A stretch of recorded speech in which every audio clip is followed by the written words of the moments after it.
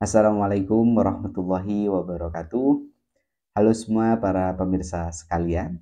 Apa kabar hari ini? Semoga hari ini semuanya diberikan kesehatan, semuanya diberikan kelancaran dalam melaksanakan ibadah puasa, ya. Oke, berjumpa kembali di channel Mantri Luka yang akan selalu memberikan informasi dan juga edukasi mengenai seputar perawatan luka. Oke.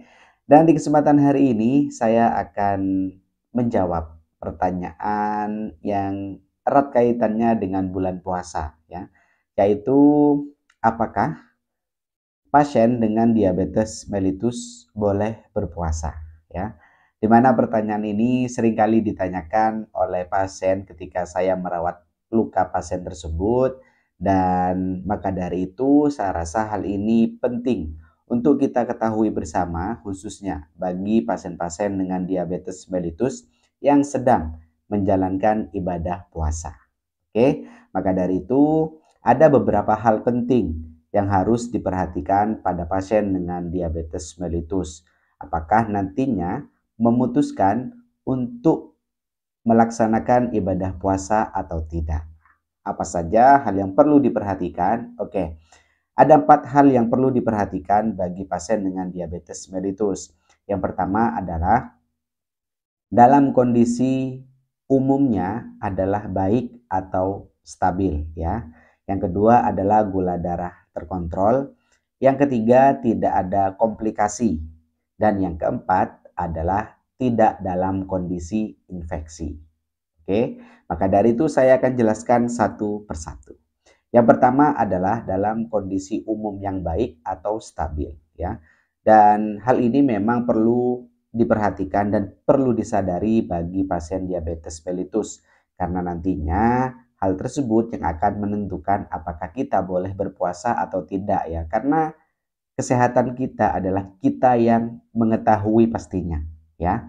Bagi pasien penderita diabetes yang mungkin sedang menjalani kontrol rutin ke dokter penyakit dalam, nah, hal tersebut dapat dikonsultasikan nantinya apakah dengan kondisi yang seperti sekarang boleh atau tidak untuk menjalankan ibadah puasa, ya. Tapi bagi saya pribadi dan pendapat saya pribadi, apabila pasien dalam kondisi baik, fit, ya, dan juga stabil, ya alangkah lebih baiknya monggo silakan berpuasa karena berpuasa ini kan 1 tahun sekali.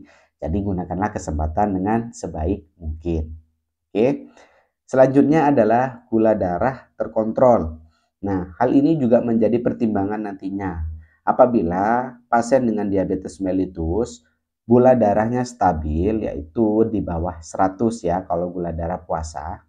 Nah, yang perlu diperhatikan adalah apabila gula darah pasiennya di bawah 70 dan di atas 300, nah itu memang tidak boleh untuk berpuasa. Ya, disarankan jangan berpuasa karena resiko tinggi hiperglikemi dan juga hipoglikemi, ya. Itu. Jadi, saran saya bagi yang ingin berpuasa, silahkan dalam kondisi gula darah terkontrol. Oke. Selanjutnya adalah tidak ada komplikasi, ya, yaitu komplikasi di sini adalah tidak ada komplikasi penyakit jantung, penyakit ginjal, ya, di mana karena penyakit-penyakit tersebut nantinya harus meminum obat dan juga harus kontrol rutin untuk cuci darah, dan hal tersebut juga menjadi eh, perbandingan nantinya, ya, dan juga menjadi pertimbangan. Nah, baik nggak nih saya berpuasa? Gimana kalau tidak meminum obat? Terus bagaimana cuci darahnya, ya? Karena risiko-risiko tinggi terjadinya apabila sedang menjalani pengobatan. Oke. Dan selanjutnya adalah tidak dalam kondisi infeksi. Ingat, salah satu komplikasi dari diabetes mellitus adalah terjadinya luka. Oke. Nah, apabila luka dalam kondisi infeksi itu memang tidak disarankan untuk pasien-pasien berpuasa. Karena apa? Karena memang dalam kondisi infeksi resiko tinggi apabila nutrisi kurang, maka yang terjadi adalah infeksi tersebut semakin parah. Dan juga kan dibutuhkan untuk meminum antibiotik. Maka disarankan memang apabila dalam kondisi lukanya infeksi, itu jangan berpuasa. Oke. Nah, itu dia hal-hal yang perlu diperhatikan dan menjadi pertimbangan nantinya bagi pasien-pasien untuk melakukan puasa atau tidak. Oke. Selanjutnya adalah bagaimana dengan diet ataupun porsi makan, ya. Karena puasa kan pastinya ada perubahan-perubahan dalam buka puasa dan juga sahurnya. Nah, ini ada saran yang saya baca ya, yaitu adalah apabila dalam buka puasa disarankan memang menghindari makanan yang manis dan juga makanan yang berlemak. Nah, ini dia yang sangat sulit sekali bagi pasien ya. Apalagi saat berbuka puasa, ya, makanan dengan segala jenis dan apabila itu sudah buka puasa ya, harapan saya bagi pasien yang menderita diabetes untuk tetap mengontrol ya. Ada remnya gitu kan. Jangan sampai semuanya dimakan. Sehingga apa? Sehingga nantinya memang resikonya adalah ya terjadi kenaikan gula darah. Oke.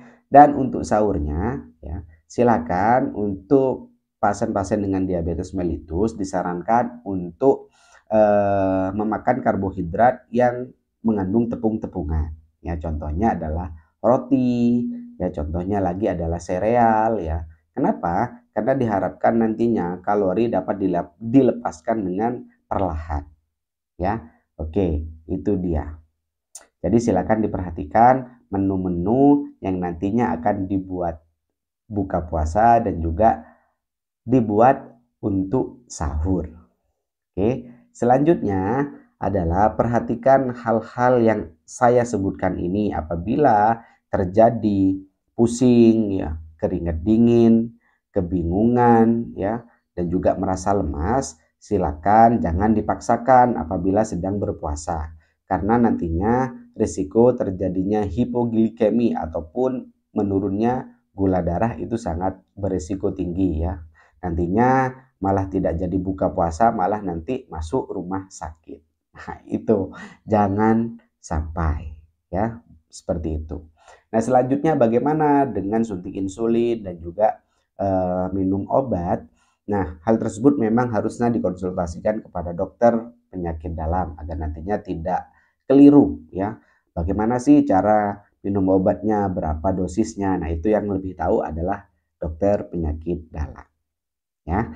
Dan dari saya pribadi ya, bulan puasa merupakan momentum bagi kita semua untuk beribadah dengan sebaik mungkin.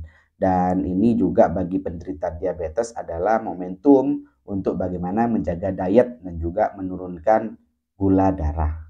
Harapannya dengan berpuasa tadi ya, jangan lupa kita niatkan untuk mengobati ataupun menurunkan gula darah dengan cara apa? Dengan cara berpuasa ya. Niat kepada Allah Subhanahu wa taala agar nantinya dengan puasa ini penyakit kita itu lebih diringankan ya, dan juga mungkin siapa tahu ya dengan mukjizat Allah juga bisa disembuhkan dengan cara berpuasa.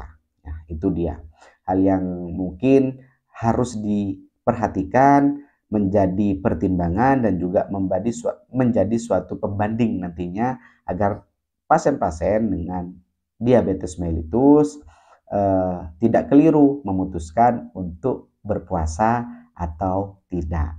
Oke, itu dia hal yang ingin saya sampaikan di hari ini dan juga sekaligus menjawab pertanyaan-pertanyaan pasien yang sering kali ditanya kepada saya ya, perihal apakah saya ini boleh berpuasa atau tidak ya. Dan juga ingat perhatikan kondisi lukanya, itu sangat penting ya. Walaupun berpuasa tetap kontrol lukanya agar nantinya luka tersebut dapat segera diberikan kesembuhan. Oke, itu dia hal yang ingin disampaikan. Terima kasih. Apabila ada pertanyaan seputar perawatan luka ataupun penyakit-penyakit yang lain seperti diabetes ataupun seperti penyakit vaskuler ataupun luka dekubitus, luka kanker ya kan, silakan monggo bisa dituliskan di kolom komentar dan juga terima kasih atas support yang sudah diberikan. Saya Muhammad Sibromulis pamit undur diri. Sampai jumpa di video berikutnya. Saya akhiri. Wassalamualaikum warahmatullahi wabarakatuh.